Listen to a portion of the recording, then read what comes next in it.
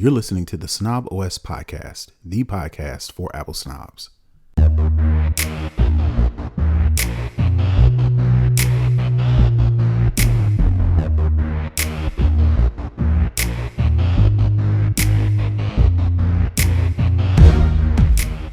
Yo, this is Terrance Gaines, aka Brother Tech.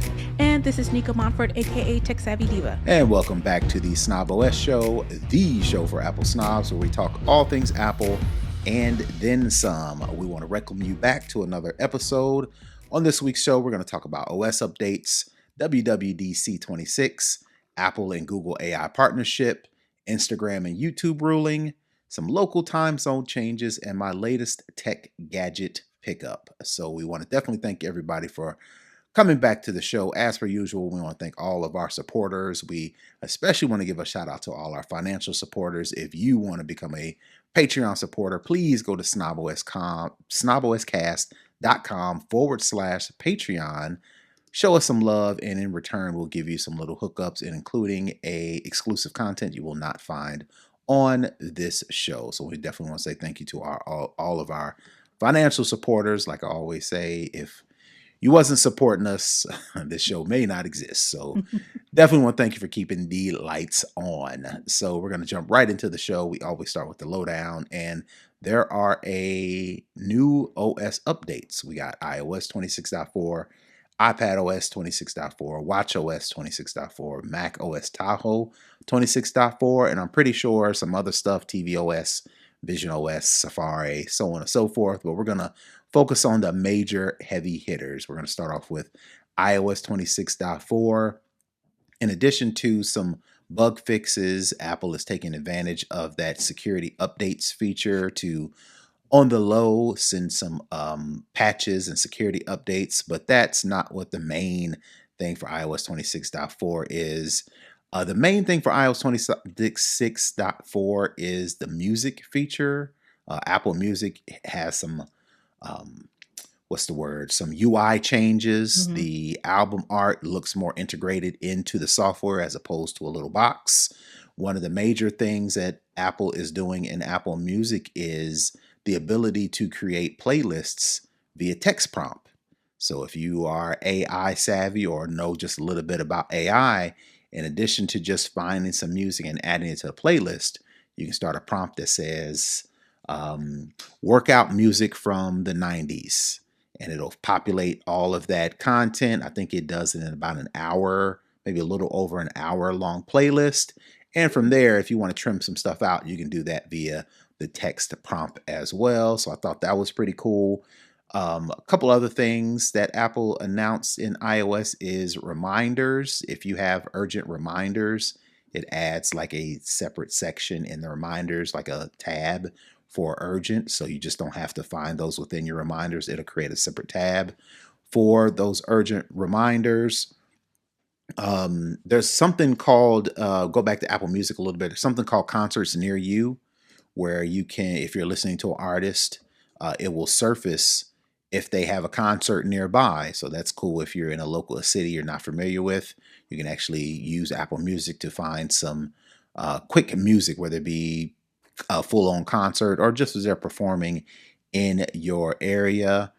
You can also, I think with this one, you can do video, Apple Podcasts, video podcasts. So if you are a podcaster, or if you listen to podcasts and your podcast of choice has a video aspect of it in Apple Podcasts, you can switch between the audio and the actual video podcast. For that, we're going to figure out how to get Snob OS Cast video podcast in the podcast app, because we do a video podcast that we put on YouTube and Spotify. We're going to see about getting that in Apple Music as well. So those are kind of like the main things. There were some couple other things with CarPlay. You can use, you can invoke Gemini, Copilot, and a couple other AI chatbots by voice using CarPlay. But the main stuff in iOS was the music features. There's a bunch of other stuff, but those are kind of like the main things in iOS 26.4. Anything strike your fancy as far as iOS is concerned? So I have to say, I've kind of been offline, out of pocket the first couple days of the week. So I didn't even know there was a new update. I know kept saying, the reminders pop up on my phone, but I was thinking it was from that update from that what was the feature we talked about last week? The security Yeah. background thing. Nope. Yeah. And when I saw the notes, I was like, "Oh, this is interesting." I did see in the notes that it has like Apple Music, they included their own version of Shazam that's built in. Well, I thought, it's you can do it offline. Basically, what that means is if you don't have a Wi-Fi or cellular service, you can invoke Shazam and it'll find that music and it'll wait till you connect and then boom, it'll tell you what music you was listening to and where you can find it. oh, so it is Shazam. Just Mm-hmm. Mm-hmm. oh, okay. Mm-hmm. The Mm-hmm. way the article made it seem like it was something else. Oh, No, it's okay. Shazam. It's offline Shazam, basically. Oh, okay. Yeah. Yep. I don't think anything really kind of strikes me. It's interesting that um, Apple Music got the biggest update from this Mm-hmm. with the UI changes, the new features. Um, it would have helped if they can do a tickets go on sale for concerts near you. I don't know if you Mm-hmm. saw the whole Jay-Z's doing the anniversary shows. And when it first announced, it didn't say anything about tickets. And then I see um, all of a sudden it was like, oh, the tickets are sold out. And I'm like, wait a minute. Nobody told me nothing. I didn't even know that they went on sale because I definitely wanted to go. But, hey, Apple, just a thought if you want to add, ticket sales. If you're doing this powered by uh, Ticketmaster anyway, why don't you throw that in as a feature as well? Well, maybe they're waiting to see. I could have swore Ticketmaster and Live Nation are in a court battle for I don't know if Oh, it's antitrust or not, but Ticketmaster's in the news as far as being in courts. So we'll have to maybe Apple's playing it safe. It's like, all right, well, let us know interesting. when y'all figure that out. And then maybe. But I thought the concerts near you was pretty dope. There, Yeah, like I that's said, cool. there's a couple other things, but main things that people are going to probably poke around the most is the Apple Music for iOS. All right, next up we got iPad OS. They really don't do anything major different than iOS. They have the freeform features, has a little bit more I don't know, umph to it. I've never used it, so I can tell you what's different. Yeah, It I saw says something that's go called ahead. Creator Studio. Yeah. That's what I saw. But again, Is this that coming is for Canva? um probably um more Adobe. So you Mm, pay the subscription, you get AI features in Final Cut, you get some Logic, some GarageBand, you okay. get some additional stuff like that. I think that's what they're calling the Oh, so the Creator creative Studio. studio they talk. Oh, I Yeah. was thinking it was because it was they were talking about freeform. I thought it was something completely different than what that bundle that they had before. But this is basically just a bundle Yeah. inside freeform. Yeah, Oh, okay. intelligent features and premium content for freeform on iPhone, iPad, and Mac. So that's Mm, the freeform features. Other than completely not what I that, thought it was. yeah, other than that, not really much in iPad OS 26.4. They say there's a new hidden Windows pop up to help ensure you don't lose track of open windows. That's about it as far as iPad OS 26.4. In watch OS 26.4, there isn't a much there either. I think the main thing is when you are starting a workout prior to watch OS 26.4, the when you start a workout, there's a play button. And I think Hmm. a lot of people were confusing that with the actual start the workout. But when you start the workout, it was switched to another screen, and then you have to press it again to actually start the workout. So with watchOS 26, that play button that people mistook for start your workout is now actually starting your workout. It'll start your Oh, workout instantly, or you can go into the settings and change it to where it does it like a countdown from 3, 2, 1 and get started. I haven't figured out yet if I like the instant workout or if I like the 3, 2, 1. I think the instant workout for me works best when I'm on the treadmill. So when the treadmill starts and it says 3, 2, 1, sometimes I'm trying to time that with the 3, 2, 1 on my hmm. watch. never starts on the same time. So if I set my watch to start instantly, I can do the countdown on the treadmill, 3, 2, 1, Mhm. press the button on my watch, and then it both starts up at the same time. So I can see that Interesting. being a benefit for a lot of people for that. Only thing left, again, the last thing was Mac OS Tahoe 26.4. They are tweaking the liquid glass. So they're giving Again. you, well, yeah, I guess they're still listening to feedback. They're listening to feedback. So they are, I'll just read this. Ever since macOS Tahoe arrived last fall, users have complained about everything from the controversial Liquid Glass user interface to the updated icons and beloved apps, so on, so on, so on. With Liquid Glass here to stay, Apple continues to refine the Mac operating system. macOS Tahoe 26.4 update brings new emoji, handful of new features, and restores at least one Safari favorite Safari setting. So that's pretty much it for macOS Tahoe. Like I said, they're tweaking the liquid glass, and another thing that they're doing for both iPad, iPhone, and Mac is they have something called a slow charger warning. So if you're plugging up your phone or your computer or your iPad to an old fuddy-duddy charger that doesn't offer the quickest charging, you'll get a notification for that. And then in addition to that, you'll get the option to change the maximum charge. So if you, for example, always keep your Mac on a charge, not keep your Mac plugged in and charged, like if you're sitting at your desk all day for 8 hours and you never take it off the charge, you can go into the settings for your Mac and change it to where it only charges to up to 95% in increments of 5. So you can go 40%, 50%, 70% on up to, 100%. But the thought process is it reduces the strain and wear on your battery if it's always charged up to 100%. Because if you've always got it plugged up, it's going to try to charge beyond that. But if you set that setting to where it only charges to 80% or 90%, it'll prolong the life of the battery, long story short. Hmm.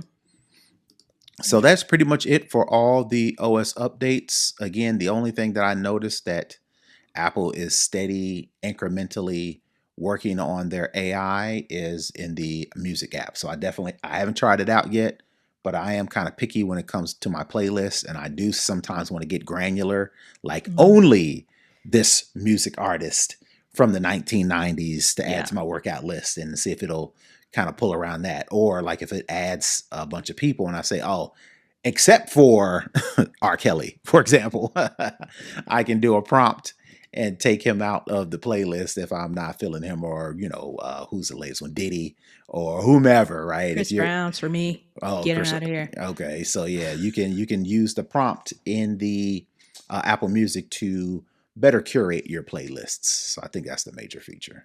And it sounds like, I don't know if it's just me, but it seems like with each new iteration of the OS, particularly for 26, they're focusing on one part of the ecosystem, one part of the app to really kind of drill in on the AI of it all. Instead of kind of like trying to put it on all of it. It's like, Mm-hmm. let's focus on one thing and do some AI on that one thing. Then the next one, let's do some AI on this other thing. Mm-hmm. Mm-hmm. Yep. I That, think that it might makes be a sense. smart approach. That makes sense if they try versus, like I said, trying to do everything. So, Right. speaking of which, WWDC 26 has been announced. It will be online for the most part with some in person stuff for special guests the week of June 8th through the 12th. Of course, the June 8th, the first day, is the keynote. That's when Apple announces its upcoming OS or any related software and services, whether that be Apple Music, Apple Fitness, all of the software related stuff is what Apple gives us a preview of in WWDC. Mhm. Of course, the question is, what is Apple going to announce as it relates to AI with WWDC 26? Of course, we'll talk about it a little bit later, But the main news as it relates to Apple AI was it is partnering with Google Gemini to do some stuff. My question to you is Apple going to go all out or all in on AI with WWDC 26? Or are they going to kind of slow roll stuff like they have been doing for the past year? I honestly, I'm not sure. And one of my predictions was that they were going to not roll back on AI, but being meaning Apple Intelligence, but it wasn't going to be the in your face kind of focus the way it has been. And my thought process on all of this is it's going to be more of a subtle type of thing rather just kind of like in your face. Um, I don't know. It's really one of those things that's kind of hard to figure out because they did make this announcement about Google Gemini, and I know people are kind of clamoring to see what that looks like and how that works. But the other thing is, do they have enough to show? Do they have enough to keep people engaged? And do they have enough for people to be like, okay, Apple is moving the needle on AI, on Apple Intelligence, because they've been kind of, you know, throwing this at us for a while. And, we've been disappointed almost at every turn. So it's like, are they going to play it like a little gun shy, and be like, you know what? Yeah, we have this thing, but it's not going to be, super. Hey, look at us! Look at our Apple Intelligence! Look at our AI! Or if they're going to say, you know what? YOLO, we're just going to go. I'll go all for it. So I honestly, I don't know, and it's going to be interesting to see the approach. To me, I would be more cautious. I would, of course, talk about it, but I would have some other really cool things in my back pocket to kind of balance out that conversation. Because if they don't have anything significant to present on this, it's going to look like, they just kind of, failed at it again or aren't making as much progress as they thought they would. So I don't know if Apple has enough from this partnership with Google Gemini. I think they announced it either late last year or super early this year. I'm not a developer, I'm not a product manager. I don't launch products, so I couldn't tell you how long it takes from uh, starting a new partnership to actually putting out any product. Maybe 6 months is enough to announce it at WWDC and then kind of work on the kinks before they actually roll it out into a product. But again, everybody's waiting to see what this partnership is going to look like between Google Gemini and Apple Siri, Apple Intelligence Siri AI, whatever you want to call it. My money is on Apple is going to announce as much as it can Mm. with AI at WWDC 26 because they want to show people that they can put something together, right? They said they can put something together, kind of fell flat or it didn't meet expectations. Now they're, like we mentioned, they're kind of slow rolling some of this stuff. But I don't want to say Apple's under pressure, but I do feel like we've been waiting, waiting, waiting. They can't And miss. They can't miss again, and that's my concern about the Gemini partnership. Will it be mentioned? Absolutely. Maybe they'll talk about what they plan on doing without being concrete and what the expectation of the partnership is.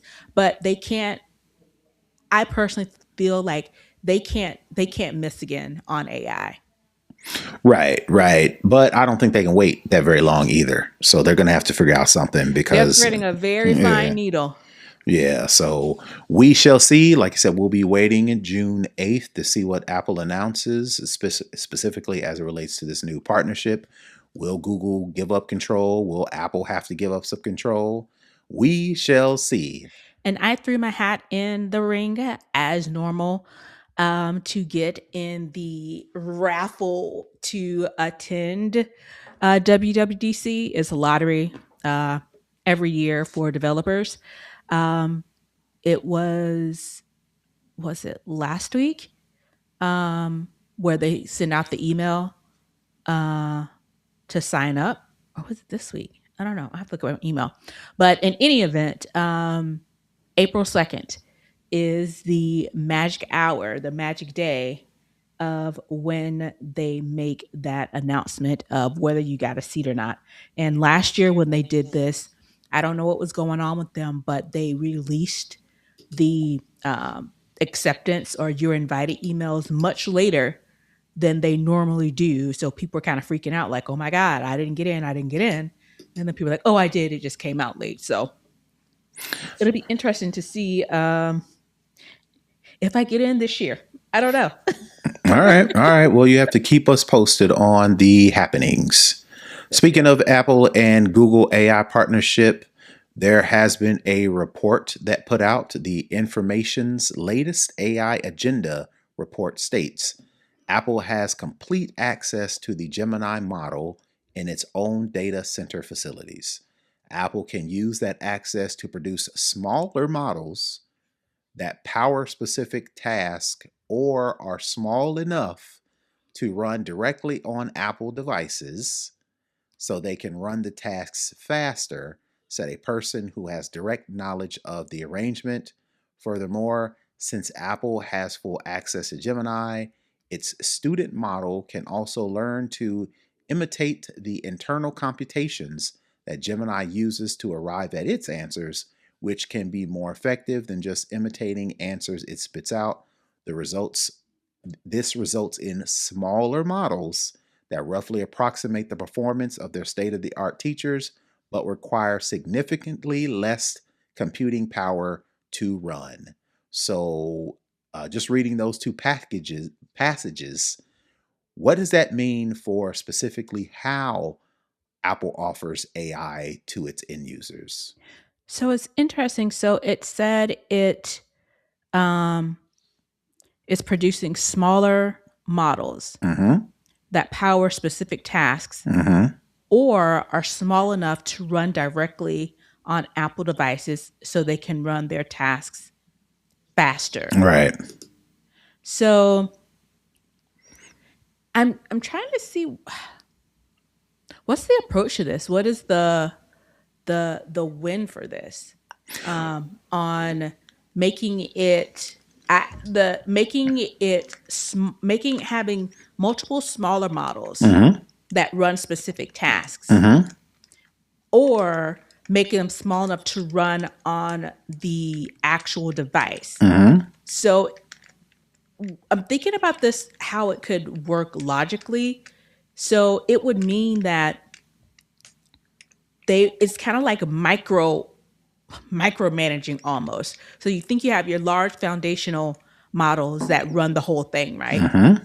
And then you have these smaller ones that only do specific tasks. So Mm-hmm. it's like segmenting the models so that Mm-hmm. they can run actually on your device. Right. So that kind of helps Apple keep control on device settings, but gives you the power to run specific tasks, to run probably specific apps. If you think, I'm thinking of it kind of like shortcuts. You know how you can create your shortcut to kind of do your own thing. To me, that's Mm-hmm. what it sounds like these models might be trying to do.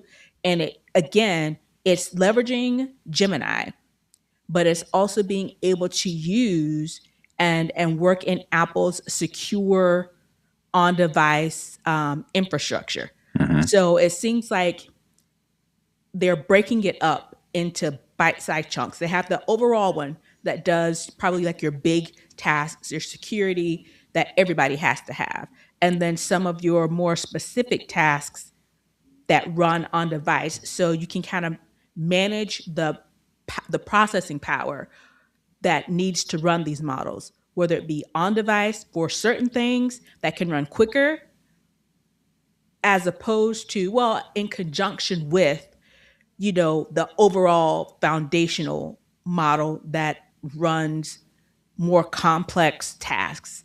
So it seems like they're trying to segment it out to kind of have a bit of the best of both worlds. Well, so what it sounds like to me is Apple is still trying to keep these models, keep these tasks, keep the running on the personal devices. Like it's stored in the personal device. If it needs to call up to Gemini, call it Gemini Daddy. It could pull from the personal compute cloud that Apple has. Mm-hmm. But it sounds like to me, Gemini has the better model overall. Mm-hmm.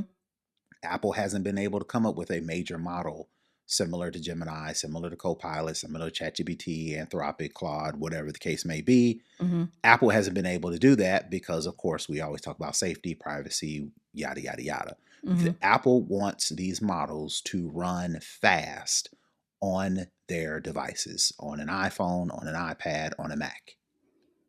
They can't do that. Apple hasn't been able to do that, which is why they fell on their face. Mm-hmm. So they're like, all right, here's what we're going to do. We're going to partner with Gemini. We're going to get the larger model, but then we're going to split it out for specific tasks like reminders, Mm-hmm. like text messages, like music, like all these different quote unquote services, like you mentioned, like shortcuts. There'll be a Mm-hmm. reminder model shortcut that I can run on my device.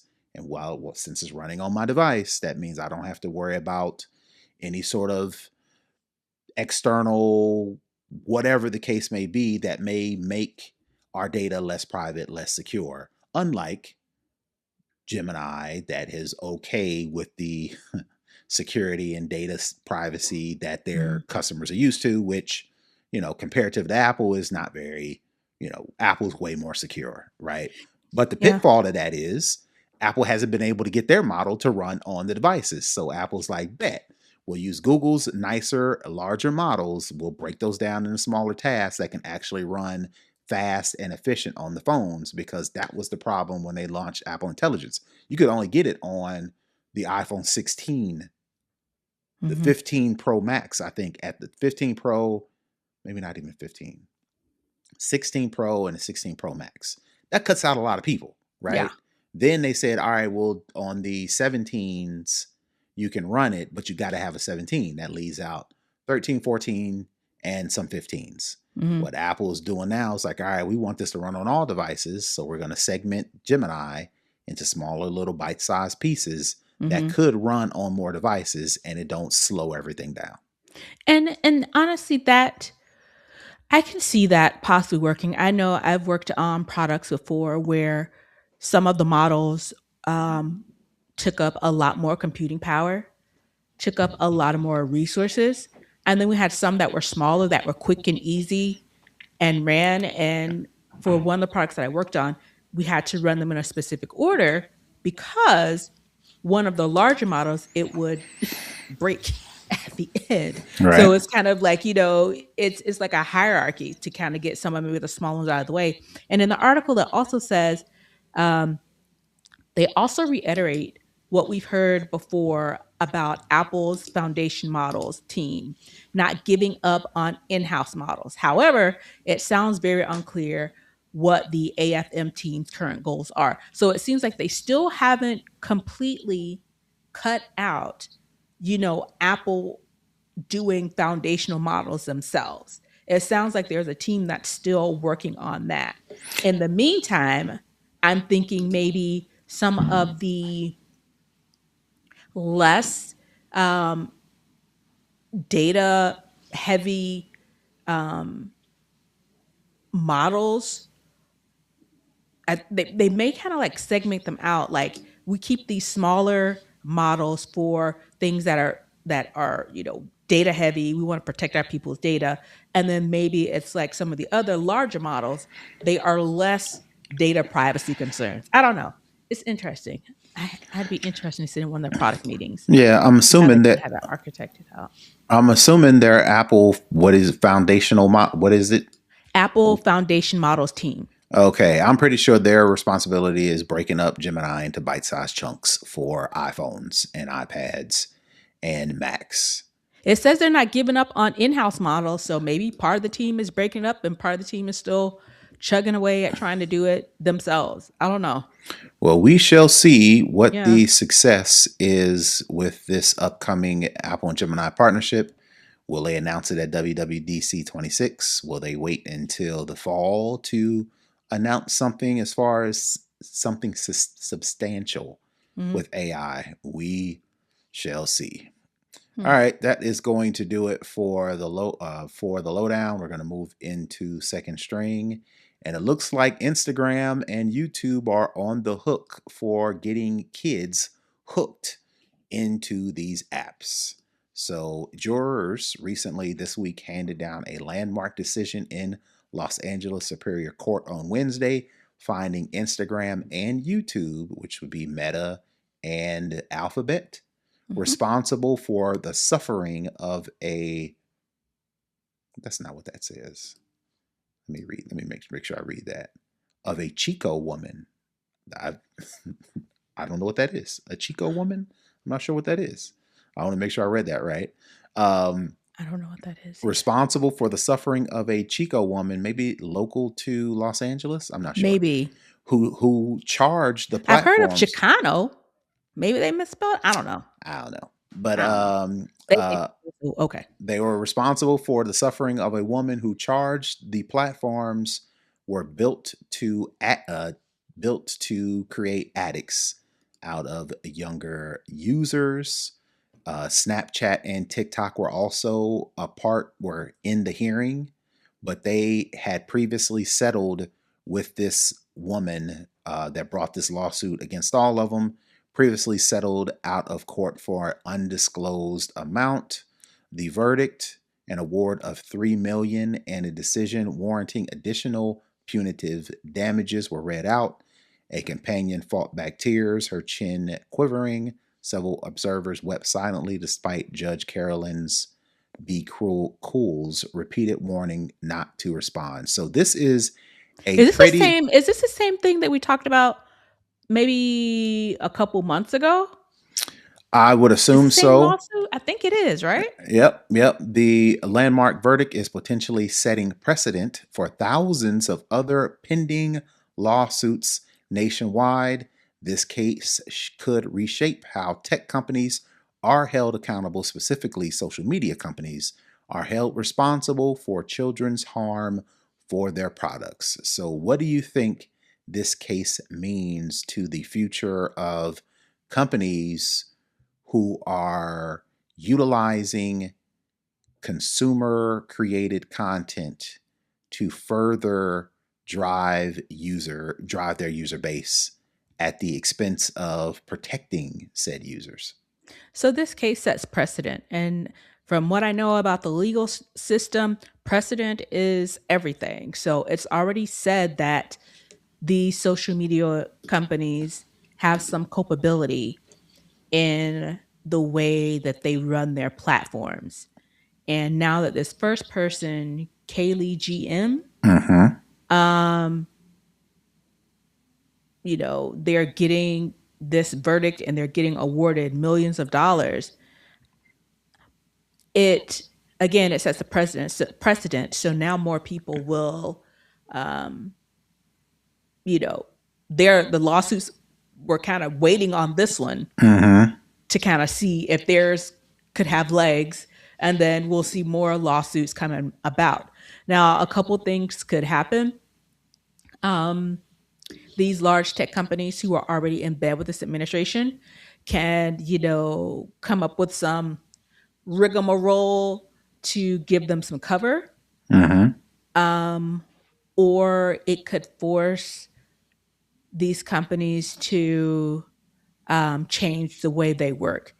I don't think this is going to force, unfortunately, these social media companies to change the way they work.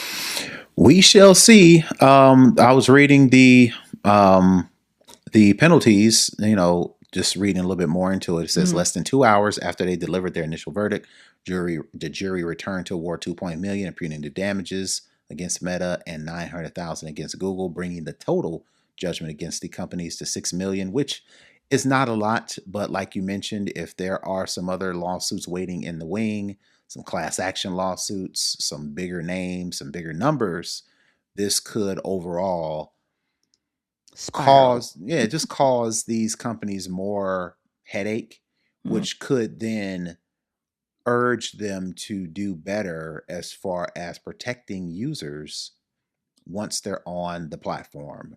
You've probably seen TikTok doing more ads to show that they have more privacy Mm, parental controls for underage users on TikTok. I've been seeing those left and right, left and right. Maybe we'll start to see them more with Google and Meta as far as their respective platforms, mhm. because these kids are hooked. Yeah, I've they got are. I've got kids. I've got an 8-year-old. He's not in social media, but But once you YouTube but got the kids. YouTube and these games, and you Yeah, have to, as a parent, I'm not going to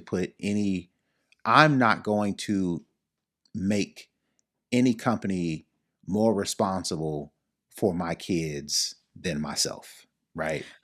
But at the same time, I think you're a unique case because I right, don't think a lot of people they just kind of sit the kid in front of the iPad or iPhone and let them go to town. right. But at the same time, if these social media companies claim that they are doing this for the end users because it's Mhm. the community, it's end user content. We're a marketplace where users can come and share and discuss and whatever the case may be. But if you are making big bank off of them as well, in my opinion, there should be some additional safeguards, especially if Yeah. not only know, but this case shows that Meta and Alphabet slash Google not only know that their kids are susceptible to this content, Mm. they are driving this content for the sole purpose of getting kids hooked. That's different than saying we want to make sure the best content is there when the kids arrive. No, they are purposely trying to get kids hooked. I'm not going to compare this to tobacco. I'm not going to compare this to alcohol. I'm not going to compare this to any other type of drugs. Mm. But we know there are some kids who are hooked. Not just Yeah. kids, just people, right? People in But general. Yeah. perfect example. I'll give you two examples that I saw. So the first example was this. He looks like a truck driver. He's driving a big truck because it's a big cabin, right? Mhm. And he's driving in one hand and he got his phone in the other hand. He's not necessarily looking at the phone. But what was so funny to me was he got into some bumpy road, so much so it doesn't look like the whole thing tips over, but Uh-huh. he's bouncing around in Inside the this cab, cabin. But the whole time while he's bouncing around, he dropping their phone. he's got a tight grip on that phone. The phone ain't moved, right?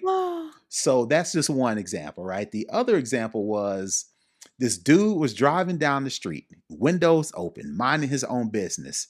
And what looks like a tiny falcon flies into his window and sits in his passenger seat, right? So the Okay. dude is freaked out, leaning up against the window with this falcon in the passenger seat looking at him like, I mean, what I'm Can gonna I get a do, ride? right, or something.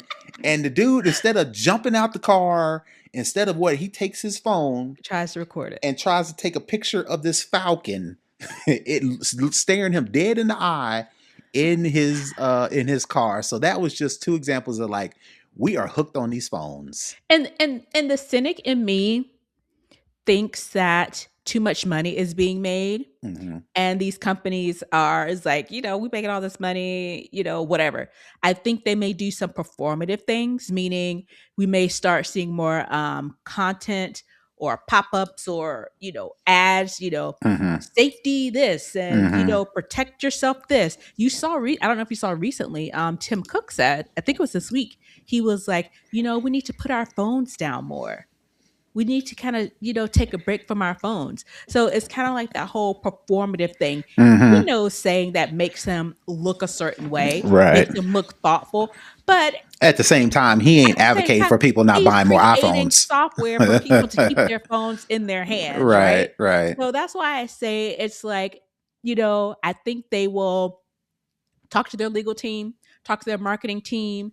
They'll come up with some splashy new ads or uh, different types of campaigns to Hmm. say, you know, turn your phones off or do these things to protect yourself. So in the long run, if say something like this, another lawsuit does come, they can say, well, we've taken this precaution, that precaution. We've warned people. We've told them out. We can't control what people do. We've given them all the information to say this can be harmful. It's the same thing with big tobacco. I know you don't want to Mm-hmm. compare it, but they put the warning labels on them. They did Mm-hmm. the commercials about people hacking up a lung or people's teeth falling out or people Mm-hmm. talking to the lady with the thing or talking to her throat, that type of thing. So to me, they may do those types of performative things to kind of give them cover. But do I think they'll actually make substantial changes? No, because it's taking people's eyes off their platform, and they want people's eyes on their platform so they can put ads for people to buy things, to keep the metrics up. So to me, it's like this is great for this person and Mm-hmm. it's great for other people who have lawsuits to get compensated for things that have negatively happened to them. But in the long run, like I said, the cynic in me is just like, I Well, don't think we they're really going to do anything to change. Well, we shall see, right? Yeah. Because collectively, the suit seeks to prove that harm flowed not from user content, but from the design and operations of the platform Hmm. themselves. That's a critical distinction.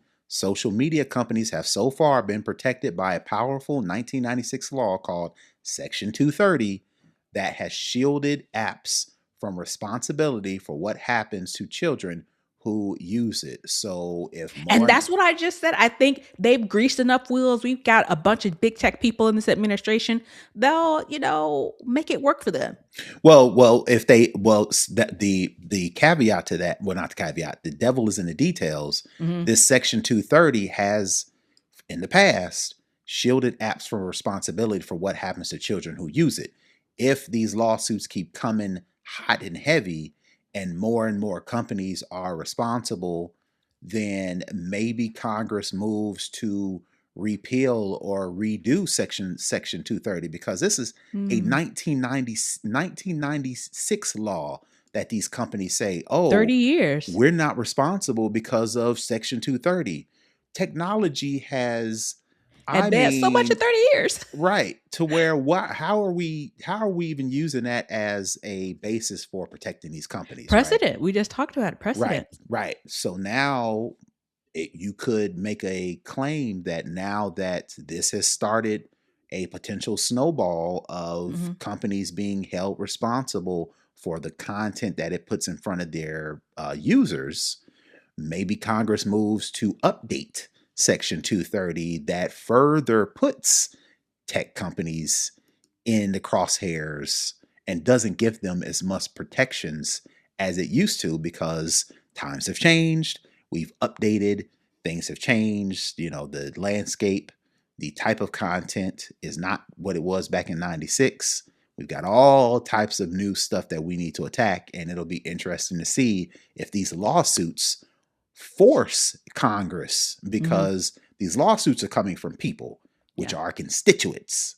Yeah. And if the constituents say, we don't like this, that may put Congress in between us and the tech bros who are saying, hey man, don't touch nothing, don't change nothing, keep it the way it is. Congress going to have to pick one side, because we'll see if these lawsuits force them to pick a side, basically. Again, my cynicism. If we're talking about the Congress that we have now, Mm-hmm. who aren't listening to their constituents, if you look at the airports, what's going on, people are complaining, they aren't doing anything. And I don't want my cynicism to outweigh what I actually hope. I actually hope that we do put some more guardrails, particularly around social media, particularly around AI, around the internet, how we move, how we navigate it, because it has changed so much. But my lack of faith and confidence in the people who are supposed to be leading this country is in the toilet. And as long as lobbyists are padding the pockets of these people in Congress, we just SOL. Hopefully, somebody will have Yeah. a backbone to do something. Well, I can't trust these people. yeah. We'll see how much money talks. Yeah. All right, so that is going to do it for second string. We're going to move into for the culture. I didn't have anything super important to discuss, but I Hmm. did want to get your opinion on Atlanta or Georgia possibly, what's the word? there was a better phrase. Abstaining. Abstaining is not the right Opting word. out? Yes, maybe we'll use opting out of daylight savings time. Arizona does it. Yeah, the state Senate on Monday passed legislation that would ask the U.S. Transportation Secretary to move Georgia from the Eastern time zone to the Atlantic time zone, which is 1 hour ahead. More importantly, this would stop or Georgia from doing daylight savings time, which means moving an hour ahead in the spring and falling an hour back in the fall. So Mm-hmm. we shall see if that moves forward. But I wanted to get your take. I mean, are you okay with springing forward and falling back? Or would you prefer we not do it at all, but just have to deal with the example? I give you an example. My son, right? Mm-hmm. His schools, I have to get him on the bus a little after 7 a.m. Mm-hmm. It is pitch black at 7 a.m. until we move forward an hour to where at 7 a.m. it's a little brighter. Mm-hmm. Without daylight savings time, it's still going to be pitch black at 7 in the morning year round until summertime, to where, whatever the case may be. But ultimately year round. The sun may come out a little bit sooner, but still year round, it's going to be pitch black at 7 o'clock, which, if you're a commuter, you're getting up in the morning, you don't want to get up in the morning. It's still dark outside. You kind of want to feel like you're starting in the morning. The days started. Yeah. Right. So that is I could see that being a possible negative to opting out of daylight savings time. But the benefit is we're not doing all this switching to where, now I got to go change clocks. And now I have to mentally, especially with the spring forward, people get bummed out about that because you technically lose an hour, but everybody's always complaining. Nobody's complaining when you got to fall back and gain an hour, so this would essentially get rid of all that. So I just want to get your opinions on that. So it's one of those things where your body rhythm gets off with whether you're springing ahead or falling back. It takes a bit of time, a couple months for me at least, to kind of get the circadian rhythm, I think it's called, back on pace when you change times. So that's kind of like the annoying thing about it. The other thing is, when it's cold, it's already kind of dreary and not what you really want it to be. So when I don't have that extra time in the fall, it's okay. It's cold. I'm not going outside anyway like that. So it's one of those things where it's kind of like Arizona. You're kind of carved out.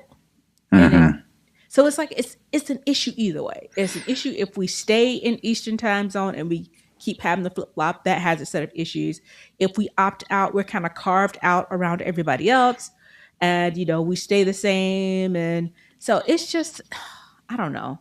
I don't think I have like strong feelings either way. It's just one of those things where it's like, we got so much other stuff we going on. Yeah, I don't care about this. It's a minor inconvenience. Health groups and sleep experts have called for an end to seasonal shifting clocks. Most experts support staying in a standard time permanently over daylight savings time, where you're, jumping back and forth.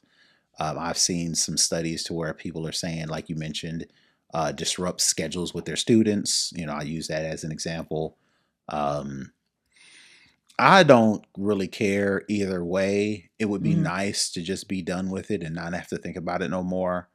You'll get over it. You're more important. Well, let me not say you'll get over it. You'll get used to it, and it'll be, on to something else. But it's just interesting how this story always pops up when we have to lose an hour. Right. But not when we gain one. Nobody's ever arguing about, switching to daylight savings time when we gain an hour, Yeah. So I just thought that was interesting to see where people stand. Again, we just can't do it. We have to ask. We have to be in one accord as far as the state. Yeah. And then we got to ask the, I think it was transportation secretary, which is, is it Buttigieg? No, he's gone. It's the guy from The Real World. Sean somebody. Duffy. Oh, is it? Oh, yeah, Yeah, he was on the because first it's, real. yeah. He was on the first Real World or something. He's like a reality person Okay, I who suppose. doesn't know anything about this, but Yeah. So all that to say, we have to ask them to actually do it, and then for us, unlike Arizona, like you mentioned, mhm, we just move over to the next time zone to our right, which would be put us in with um, the Carolinas and East Coast. mhm. Would put us on Atlantic time. So that wouldn't be a big shift. I'm just interested to see how people would gripe about it. Which, Right. like I said, people would get used to it. All right, so that is going to do it for the culture. We're going to move into the hookup, and I wanted to shout out this new mouse that I have. I have the Logitech MX Master 4. I had the one before that, the Mhm. 3S, but now I spent the $120 Ooh, fancy. to upgrade to this new MX Master 4. And the reason why I upgraded to it because it is a macro powered AI mouse. So basically, in addition to being able to quickly switch between devices, there's a little button on the bottom. I press the button and it can switch between my work computer and my podcasting computer. I can also do my iPad or something else. So right now I have my work computer on one button. I press the button, it turns into work mode. Press another button, it turns into podcast mode. And then I press another button if I want to use the mouse with my iPad. So, in addition to doing that, being able to switch between those devices, I can do multiple per application programmable buttons. So this MX Master has two scroll wheels. It has the main scroll wheel on the front, has one on the side, has a button at the top, has both of the right and left clicks, and it has a couple buttons on the side. So for example, if I'm in Safari, Mhm. I can use the scroll wheel to control the volume up and down. As soon as I switch to Final Cut Pro, that scroll wheel that was controlling the volume now controls the zoom in and out on the timeline that I'm Mm. trying to edit a video. If I go to Teams or I go to Zoom, that scroll wheel can go back to the volume, but I can also program a button to mute, and unmute yourself. I was about to say, do you have to set it for each specific app? You can leave it universal and it'll do the same thing across the board. But for example, in a Teams or a Zoom scenario, the Mhm, button that I normally click to go forward and back on a web page, I can mhm. use those buttons to mute and unmute my mic. So Gotcha. I think about all the times to where I've been in a meeting and I just started talking and I'm on mute. And I'm like, Mhm. oh, hold on, hold on, hold on. And I got to move my mouse to go up to the corner to the little To microphone unmute it, and yeah, mute it. If I realize I'm on mute or I need to unmute myself, I can just click those buttons. And that's yeah. just for those specific applications. If I go to something else like Safari, those buttons can do the forward and the back, go forward a page or go back a page. Mhm, So, in addition to those things, this mouse, this new MX Master 4 has an actions ring that is haptic feedback. So there's another button that I can press with my thumb mhm. and it'll give me feedback and it'll Oh, open up this actions ring that I can program macros. So one of the macros that I've programmed that I use for this show, when I'm looking for show notes, I find a subject, I find a link. Normally I would copy the link and then highlight the words that I want to add the link to. mhm, I would do insert link. I got to do Control K mhm, to insert the link. And then I got to do paste to paste the link in there. And then I got to click enter to actually add the link to that word. So with mhm. this action button that I programmed, it takes care of the Control K to actually open up the prompt to where I put So it's like a the link shortcut. in. It's Yeah, like the it's like shortcuts app almost. I can program shortcuts for a myriad of automations or macros. Like if I want to set up a macro to where it opens up Finder and goes directly to the downloads, Mhm, I can click this button and then it pops out a flywheel of different options that I programmed. I can slide up and click that one. It'll do these sets of things. And is then it comfortable? yes, it's very ergonomic. Um, and like it's not flat, so it sits up a little bit to where it Mhm. mimics the arc of your palm, where it rests in your palm, and your fingers are not flat. Kind of uh, folds around, sits in your palm of your hand, and then you use the buttons more naturally than keeping your your hand out flat over a mouse. Gotcha. Right, and then the final thing, that haptic feedback, you can also program that for notifications. So if you are on your computer and you get a text message notification, that haptic feedback will, almost like your Apple Watch, it'll ping your watch. Same thing it'll do. It'll haptic feedback and it'll pulse your thumb or your palm and it'll let you know that a notification. And then the final thing is you can use those action rings to program prompts for Gemini and ChatGPT and OpenAI, to where if you click this button, you can actually then slide over, click the, I don't know, OpenAI button, and it'll open up ChatGPT and put you in a chat prompt. So you're not actually, clicking, open it, do that thing. So long hookup, but I wanted to shout out this MX Master 4 from Logitech, because if you're a user like me that does many different things, specifically editing podcasts, editing video, this is good for video editors, because you can use, whether it be Final Cut Pro or Premiere Pro or DaVinci Resolve. There's a lot of different shortcuts and keyboard shortcuts that you have to do to edit. You can program those into your mouse and never have to take your hand off your mouse, right? Of course, at a cost. It is $120, but I only promote products that I actually use. Right. So $120, this was worth my money. And like I said, I had the MX Master 3S. Gave that to my wife. So now she's got a nice new little toy to play with while I play with my toy as well. So we'll actually make sure to put a link in the show notes if you want to take a look at that. We have a link in Amazon. Like I said, if you are an editor, or if you're a podcaster, or you are a content creator of any sort and you're doing a lot of work on your computer, I would definitely check this out. It's worth the money. All right, so that is going to do it for this week's show. Nica, tell the folks where they can find you. You can find me at Tech Savvy Diva everywhere. And you can find me all over the internet at Brother Tech. That's BROTHATECH. To learn more about the show, to find out when the show airs, to listen to the show, to find us on social media, and to support the show financially, please go to snoboscast.com to get all those details there. And until next week, we're out. Peace. Bye, everybody.